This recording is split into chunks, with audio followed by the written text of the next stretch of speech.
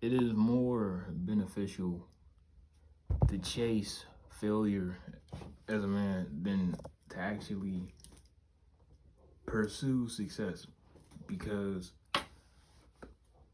what's one thing that's 100% guaranteed when you're trying to get successful? You're gonna fail a whole lot. What's the only difference between a successful dude and an unsuccessful dude?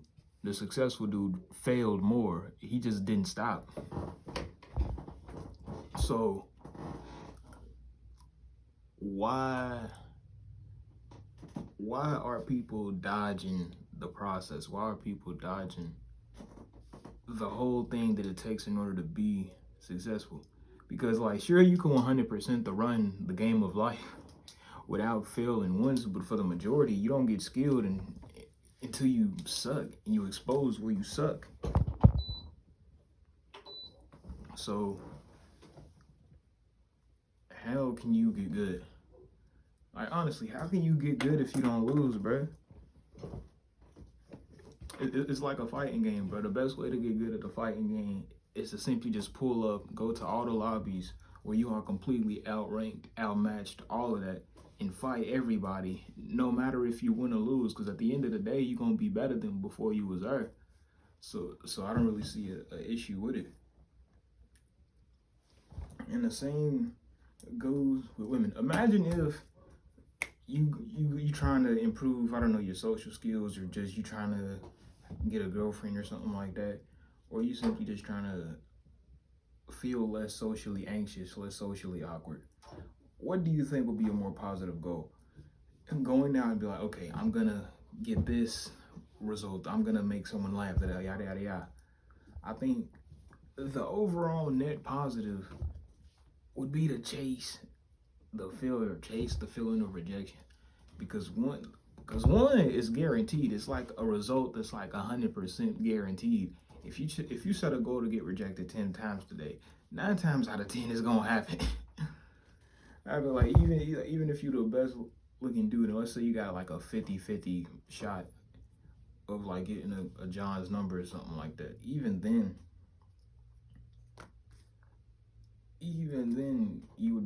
you would come out of that situation better. Because I ain't gonna lie, bro, like bro, social situations is like a key aspect of sales, not even just like everyday life, but the people who make the majority of their money talking to people chase rejection. If anything, the most successful salesmen embrace rejection. If anything, they don't even see it as rejection. It's just like every single no just gets me closer to the eventual yes. And it isn't even the individual no where I'm losing out on money. They see it like this one sale is worth like $10,000, and every single no I get leading up to that one sale isn't even like a 0% gain. It's more so like $10 added on until I eventually get to like the 200th door or the 100th person and I make that big sale. So everything is simply just a process building up to it. And also when you chase rejection, bro, you get out of your head and you stop caring or stop overthinking the future yourself. I think that's a big issue. It's like you get into emotion or just something that you ain't did a whole lot, and you think you gonna mess up, or you just in your head a whole lot. And the simple fact of you being in your head is gonna be the main cause that you mess up. Like the worst performances I done had is where I'm thinking a whole lot about my performance.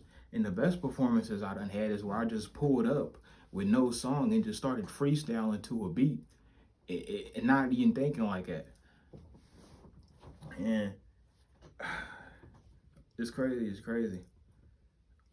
Also, man, when you go out with a specific purpose, let's say you like, I'm gonna get rejected by 10 girls today. I think the goal should be, I'm gonna try my hardest not to, but the only way that I can, I'm gonna make an effort to actually get this number to go on a date with old girl, yada, yada, yada.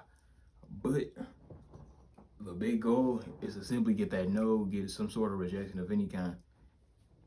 And by the end, let's say you do that 100 times, bro. You think you're gonna care when you run into your wife or something like that, or you run into a girl that you actually trying to get, where you think you're gonna overthink or be in your head that much as you normally would, because you used to it by now.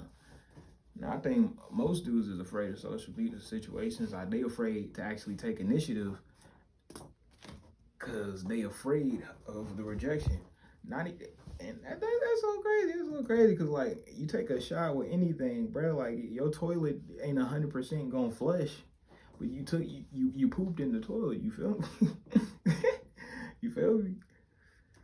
I don't know, bro. I just find it so weird how so many people they afraid to make moves when you gotta make moves in every aspect of life, bro. Even your job, like you're not 100% guaranteed that you gonna keep your job in 10 years, yet you work. So I think it's a big excuse that people use to not make an effort on anything is to just the fear of rejection, even though it's always there. And the only way to get better at it or to get better at anything is to lose, fail, get rejected more than anybody else. That's the only reason people exceed in success. I succeed in things like that. Like I became a good performer simply by performing more. Not because like I looked at a whole lot of YouTube tutorials and studied performances. I just got on out on the field, stepped on stage, said my words and lines like that, and over time it became easier. Even now I'm not the best at it, but I'm not afraid to hop on stage and just do what I do. It's not an issue no more. But people don't look at that aspect in every aspect of life, but it's like failure is just a process of success. You cannot avoid it.